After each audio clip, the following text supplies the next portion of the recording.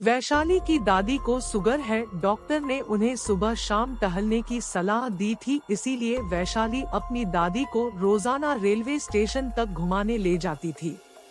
वैसे तो हरिपुर गांव की रेलवे स्टेशन खाली पड़ी रहती थी, लेकिन एक दिन वैशाली और उसकी दादी को रेलवे स्टेशन पर बहुत चहल पहल दिखाई दी और तभी दोनों को स्टेशन पर खड़ी कुछ औरतें बुलाती है। दादी, देखो हमें वो औरतें बुला रही है, चलो उनके पास कुछ बातें करते हैं, थोड़ा टाइम पास हो जाएगा। इधर वैशाली के माता पिता दीनदयाल दोनों का इंतजार कर रहे थे। दीनदयाल, माँ जी और वैशाली कहाँ रह गए? माँ, मुझे चिंता हो रही है, आप जरा देखने चले जाइए।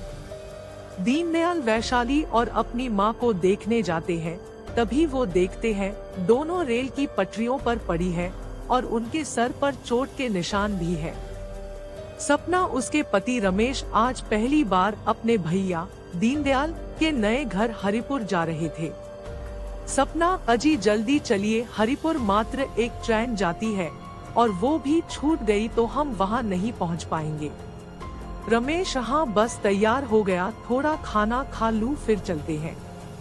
ट्रेन सपना और रमेश को रात के 11 बजे हरिपुर स्टेशन पर उतारकर चली जाती है। तभी एक अजीब सा बूढ़ा आदमी, जिसका शकल डरावना सा है, वह चाय लिए उसके पास आता है और चाय के लिए पूछता है। सपना चाय के लिए मना कर देती है और दोनों कुछ और आगे बढ़ जाते हैं। अब एक औरत उनके पास आती है। औरत के चेहरे पर घाव के निशान होते हैं और पैर उल्टी थी। उसे देखते ही सपना और रमेश तेजी से दौड़ते हुए भागने लगते हैं। सपना और रमेश स्टेशन के बाहर निकल जाते हैं। सपना का भाई दीनदयाल वहां पर दोनों का इंतजार कर रहे होते हैं। दीनदयाल दोनों को लेकर घर आता है। तभी सपना और रमेश देखते हैं दीनदयाल की बेटी और माँ खटिया पर पड़े हुए हैं। उनके शरीर पर और सर पर कई जगह पट्टी लगी हुई है।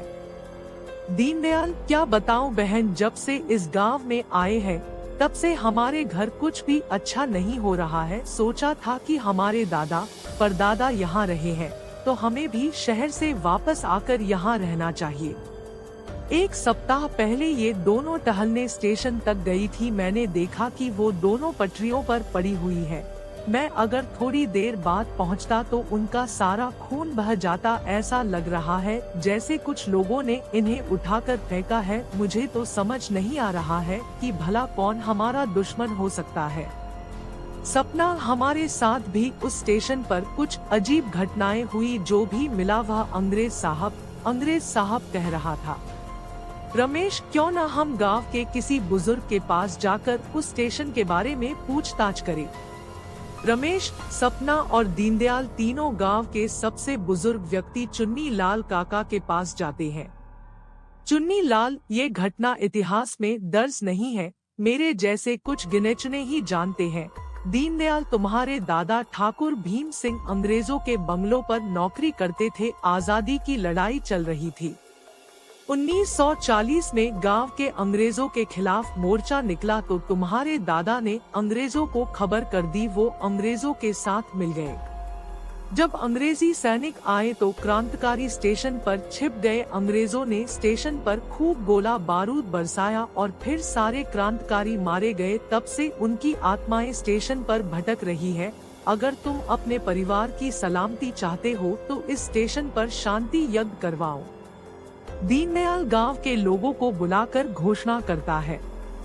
दीनदयाल, मैं अपनी जमीन गांव में एक म्यूजियम बनवाने के लिए दान करता हूं। इस म्यूजियम में उन सभी क्रांतिकारियों की स्मारक बनेंगी जो 1940 में इस स्टेशन पर मारे गए थे।